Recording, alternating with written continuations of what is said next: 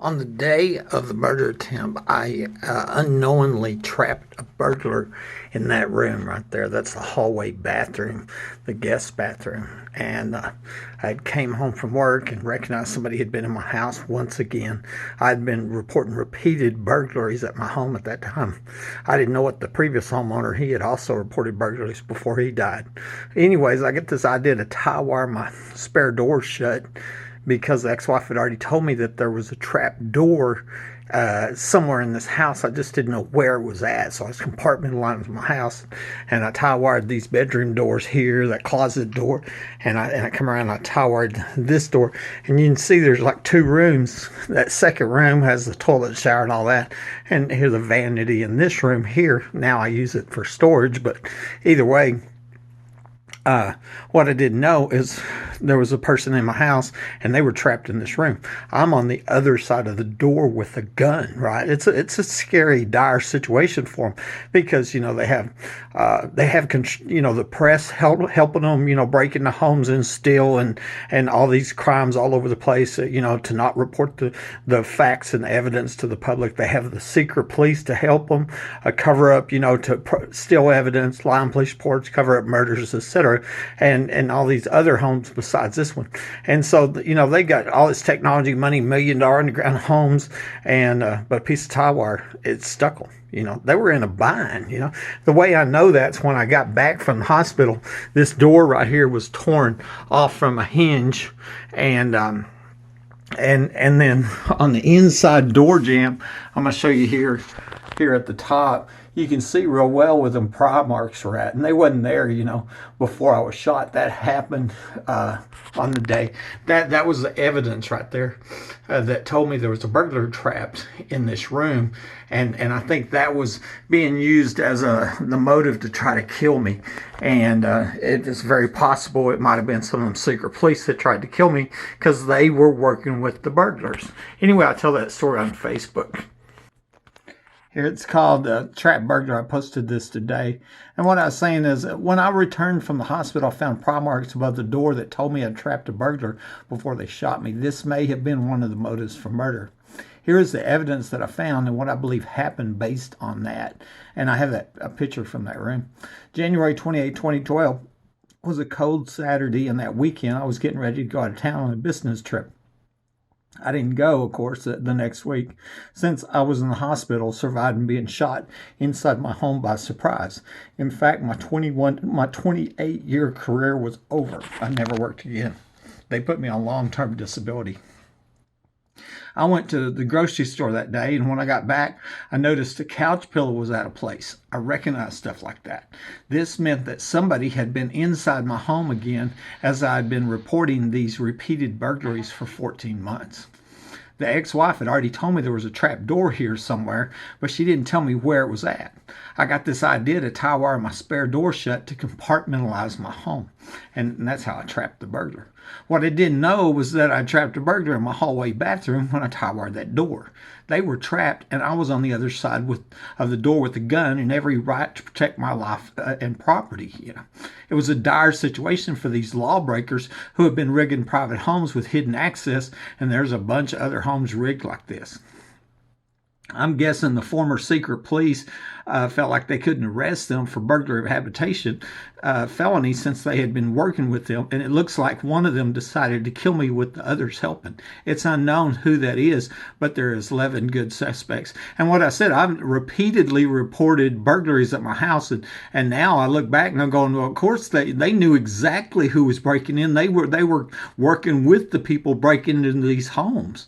In 2019, I found out there was a police report for the night that I was shot, which had been withheld from me, and it timestamps 5 Midland police officers in or at my home without being seen arriving on the cameras that saw Woodward Nader. That's a big deal.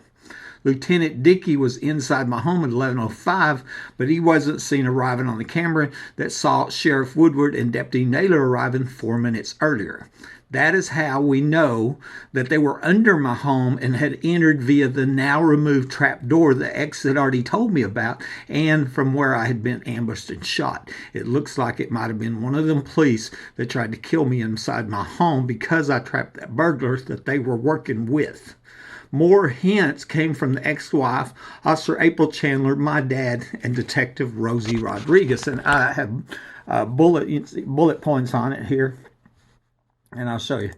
It says that the ex-wife came by my home after I got out of the hospital and says, "You don't know how many lives that you ruined with your idiocy." I believe the idiocy insult was a reference to me unknowingly trapping that burglar in the bathroom, but she was also saying that a lot of people were here and now they were going to have their lives ruined when it's found out what they were doing. Either way, she was trying to blame me for somebody breaking into my home and shooting me by surprise. MPD Officer April Chandler wrote on a medical form, "Mr. Webb showed paranoia to the extent he caused himself to suffer a gunshot wound." She started to write that I shot myself and scribbled it out, knowing that was a direct lie, but she was trying to blame me for somebody shooting me inside my own home. That's my point. And the evidence is, absolutely clear. I didn't shoot myself. My dad and I were talking about the trapped burglar after the murder attempt, and he says, "Yeah, but you had the doors tie-wired shut. You had the safety off on your gun." I replied right back, "I was under a home invasion." I don't know how he knew that I had the safety off on my shotgun, but it's clear he was trying to shift the blame to me when I was home and minding my own business. The point I'm making, all these people are trying to blame me, and I got a feeling it's because of the trapped burglar, okay? At the emergency room, I was telling Detective Rosie Rodriguez that I had tie-wired my door shut, but I didn't know about the trapped burglar then. In a hateful tone of voice, she asked me, "Did you put electricity on it?" This comment told me that she somehow knew about me putting electricity in my bedroom doorknob 2 weeks before the murder attempt, when I now believe a landman attorney named Matt Hyman was electrocuted in my hallway. That was a previous home invasion 2 weeks earlier. Could have been the motive for murder. I didn't call the police at that time because I'd been told by the Midland police that I better not call them again on December 20th, 2011. And that was Bush and that other officer come here that night. Different story, but I had been threatened to not call the police. And I have a picture here. What it shows is, inside that room, the prime marks, and then also the nurse's notes. And this was time stamped at 11:27. I was calling out at 10:42, so it's minutes later. The nurses documenting what I'm saying, and I'm telling them sirens were going off in my house. There's a voice recorder recording what's happening, and that voice recorder ended up being stolen by the police. It was finally checked into evidence a year or two later because I made a point about it. The alarms kept going off again. I said that, and then I was tie-wiring my doors to keep them out. And so,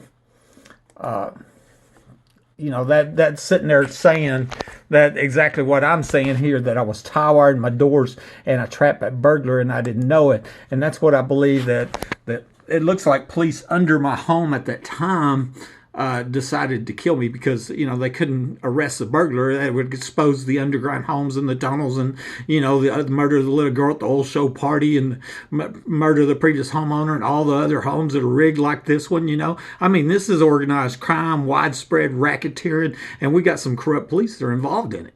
This video shows the room where the trapped burglar was and tells his story. It's named this because I was shot during the commission of a felony, which was the burglary of a habitation, the trapped burglar. That would be the trapped burglar. That is what makes this a capital crime, okay? And that's what's called during the commission of a felony. What I've compared this to is some criminals decide to rob the bank, and all of a sudden they get trapped in the vault, right? Well, they can give up and they go to jail like good criminals, or they can try to murder their way out of it, okay? But if they try to murder their way out of it, they're going to get charged with capital attempted murder. That's what happened here. Burglars trapped during the commission of a felony, instead of just turn himself in over to law enforcement, decided to try to murder their way out of it. And what's unique about it, it looks like we have a large group of police that were working with these criminals. This is Buddy Webb, Midland, Texas.